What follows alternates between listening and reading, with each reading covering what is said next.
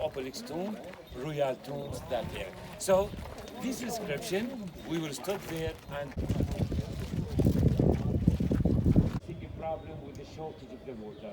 Not now. Usually the rainwater, the floods came from that way to that direction. Here before one river. The Petra entrance and the sea is difficult to carve it.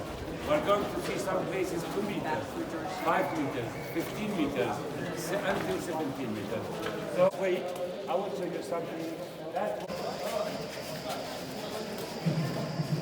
So, guys, we start now to see different.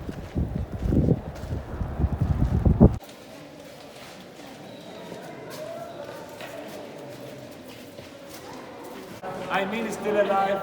The place for all the world because Petra is a world heritage site. This building,